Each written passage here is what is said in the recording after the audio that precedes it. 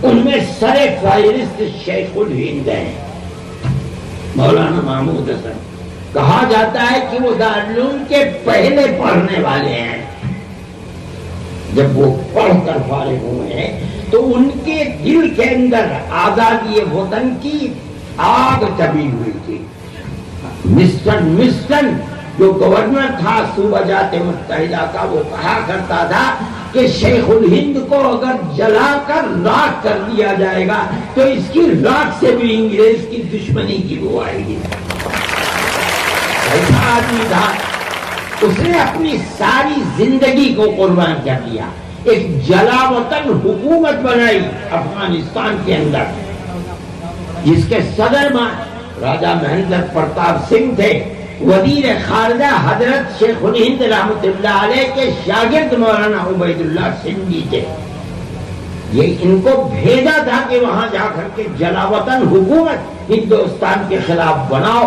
کوئی مثال ایسی نہیں ملتی کہ ہندوستان کے لوگوں نے کہیں جا کر کے جلا وطن حکومت بنا. اگر ملتی ہے تو دارالعلوم دیوبند کے سپوت سے ملتی ہے. یہ دماغ دیا انہوں نے. ان کے اندر آگ کتنی تھی میں آپ کو بتاتا ہوں کہ جب وہ وہاں سے واپس آئے اور 3 سال 7 مہینے کے بعد انگریز کو پتہ چل گیا تھا کہ وہ یہاں سے گئے ہیں سعودی عرب. اس زمانے میں سعودی عرب نہیں تھا، ترکی حکومت تھی. اور مولانا کا پروگرام یہ تھا کہ ترکی حکومت سے مدد لے کر وہ وہیں سے آزاد قبائل میں جائیں گے افغانستان، اور وہاں سے آزاد قبائل. اگر انگریز کو پتا تھا، اس نے طائف کے اندر رہتے ہوئے جو وہاں کی حکومت تھی اس سے کہہ کر کے انہیں گرفتار کرا لیا اور گرفتار کرا کے ان کو وہاں سے پورٹ سعید مصر بھیجا. وہاں تھوڑے دن رکھ کر کے اور ان کے اپنے 4 شاگردوں کے ساتھ ان کو مالٹا بھیج دیا، جہاں انہوں نے 3 سال 7 مہینے قید بے مشقت گزاری ہے. ایک ساتھی حضرت کے شاگرد حکیم نصرت حسین غازی پور کے تھے، وہ وہیں ان کا انتقال ہوا، آج بھی وہیں ان کی قبر ہے. اس کے بعد یہ 4 ساتھی واپس آئے.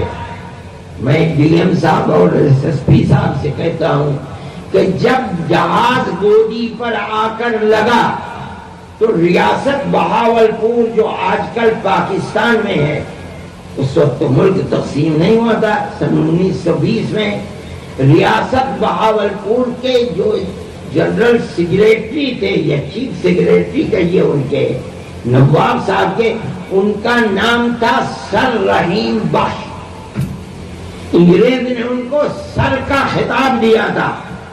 انگریز نے ان کو بھیجا، سیڑھی لگ گئی، کسی کو جانے کی اجازت نہیں تھی. وہ گئے اور جا کر حضرت شیخ الہند رحمۃ اللہ علیہ سے عرض کیا کہ حضرت آپ سب سے بڑے ودوان تھے اور دارالعلوم دیوبند میں سینکڑوں لوگ آپ سے لابھدائک ہوتے تھے. آپ بہت بڑے فقیر تھے، لوگ آتے تھے، مرید ہوتے تھے، آپ ان کے گرو تھے، چیلے آتے تھے.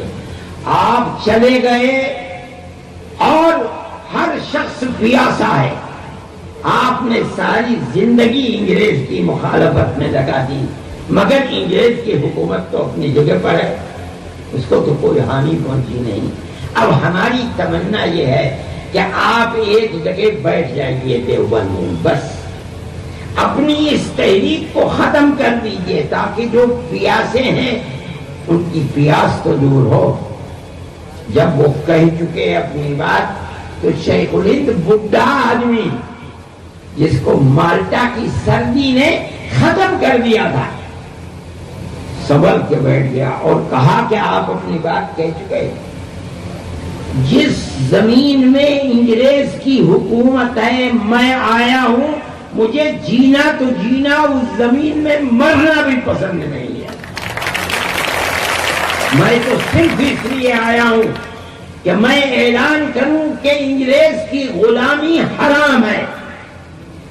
اور رحیم بخش صاحب، اگر میرے پیروں میں طاقت نہیں رہی اور میں بوڑھا ہو گیا ہوں تو میں ایک چارپائی پر لیٹ جاؤں گا اور اپنے شاگردوں سے کہوں گا کہ میری چارپائی کو اپنے کاندھوں پر اٹھا کر گاؤں در گاؤں لے چلے اور میں اعلان کروں گا انگریز کی غلامی حرام ہے. یہ آگ تھی ان لوگوں کے اندر، یہ وہ آگ تھی جس نے اس ملک کو آزاد کیا. ان کے شاگردوں کے اندر وہی آگ لگی ہوئی.